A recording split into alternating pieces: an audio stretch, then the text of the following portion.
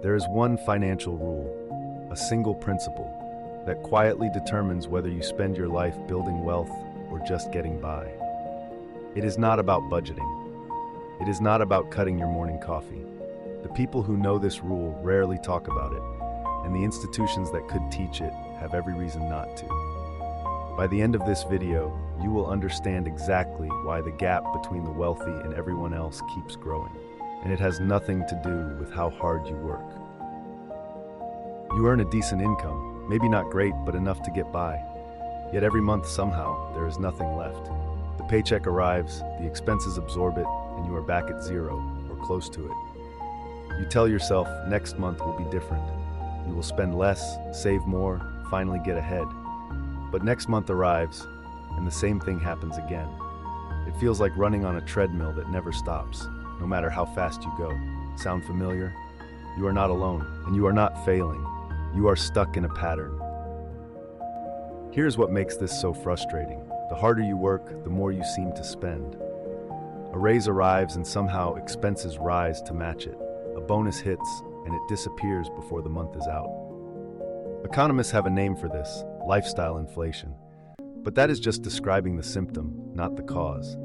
Meanwhile, you watch people who earn similar salaries quietly build savings, invest, and seem to get further ahead each year. What do they know that you do not? Because it clearly is not just about income, something deeper is going on. Most people, when they finally decide to fix their finances, do the same thing. They create a budget, they track every purchase, they download an app, they cut the subscriptions, pack lunch, drink the cheap coffee, and it works for about 2 weeks. Then life happens.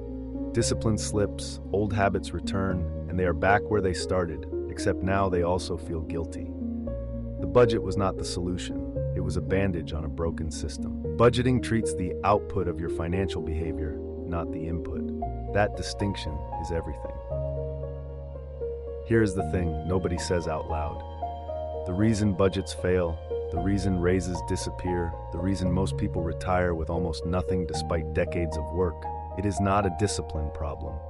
It is a design problem. Your financial life is not failing because of what you do wrong. It is failing because of how it is structured. And here is the uncomfortable truth. That structure was built for you by forces that benefit from you staying exactly where you are. There is a reason this keeps happening that almost nobody talks about. The rule, the one the wealthy actually follow, is this: pay yourself first. Not what is left over, not what survives the month. First, before anything else gets a chance to claim it. This is the principle that separates wealth builders from everyone else. But it is deeper than it sounds. It is not just a savings tip. It is a complete reversal of how most people think about money.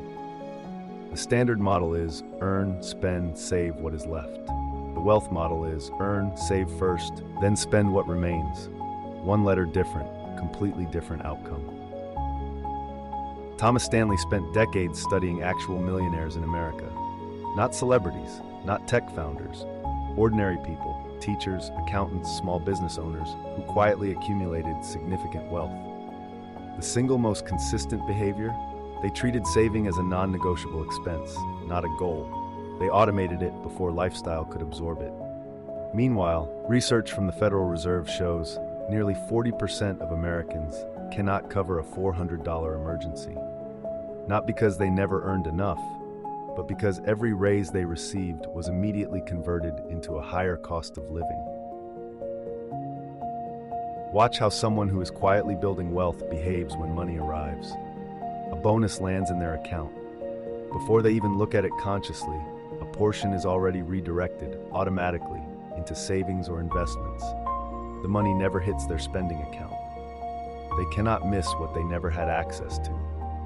Compare that to the average earner who receives the same bonus, feels rich for a moment, upgrades something, and wonders 3 months later why the balance looks the same. One person is using a system. The other is relying on willpower. Willpower always loses eventually. Here is the reframe that changes everything. Stop thinking of savings as what you do with what is left over.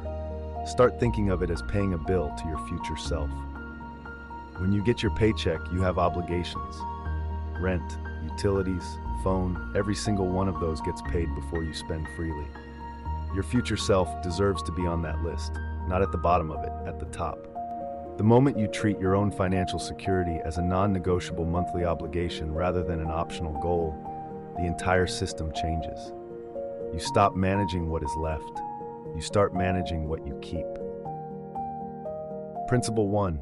Automate it before you touch it. The single most powerful thing you can do is remove your own judgment from the process. Set up an automatic transfer the same day your paycheck arrives that moves a fixed amount into a separate savings or investment account. Not a percentage you decide each month, a fixed automatic number. The second that money lands, it is already gone. This is not about the amount. Start with whatever is honest, $10, $50, $200. What matters is the structure. Automation removes the decision entirely, and that is exactly the point. Principle 2. Separate your accounts by purpose, not by balance. Most people have one account where everything mixes. Salary arrives, bills leave, impulse buys happen in between. The problem is that your brain cannot perceive what that money is for.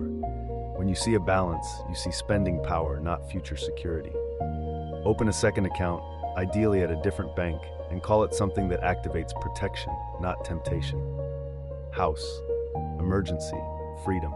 The physical separation creates a psychological barrier that most people dramatically underestimate. Friction is a financial tool.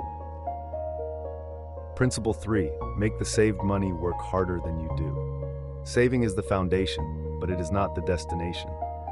Money sitting in a standard savings account loses value over time because inflation quietly erodes its purchasing power. The wealthy do not just save, they deploy. Index funds, real estate, ownership stakes in businesses. The exact vehicle matters less than the habit of putting money to work consistently. Even modest monthly contributions, invested over a decade, grow in ways that feel almost unbelievable when you first see the numbers. This is what compound growth actually looks like in practice. Now here's where most people trip up when they try to apply this. Mistake 1. Starting too big. They decide to save 30% immediately, feel deprived, and quit within a month. Start with an honest number, even 2%, and increase it every 90 days. Mistake 2. Saving into the same account they spend from. Out of sight, out of mind, has to be literal. Mistake 3. Waiting for the right time to start. There is no better month coming. Every month you delay, you are giving up compound growth that you can never recover. The cost of waiting is invisible, but devastating. Here is what to do today, not this week, today. Step 1. Open a second bank account at a different institution. Most online banks take under 10 minutes. Step 2. Calculate one honest percentage of your take-home pay, something you will genuinely not feel. Start at 3 to 5% if unsure. Step 3. Set up an automatic transfer for the day after payday. Not manual, automatic. Step 4. In 90 days, increase that percentage by 1 point. Do not negotiate with yourself, just increase it. These 4 actions done once create a system that runs without your willpower. That is the entire point. Here's the question I want you to sit with. You now understand the rule. You have the steps, but this video, like every financial video before it, will fade into the background unless something changes in the next 24 hours. So tell me, what is the actual thing standing between you and setting up that automatic transfer today? Is it that you believe you cannot afford to save anything right now? Or is it something else, something deeper, something that has been quietly convincing you that wealth is meant for other people? I genuinely want to know. Leave it in the comments.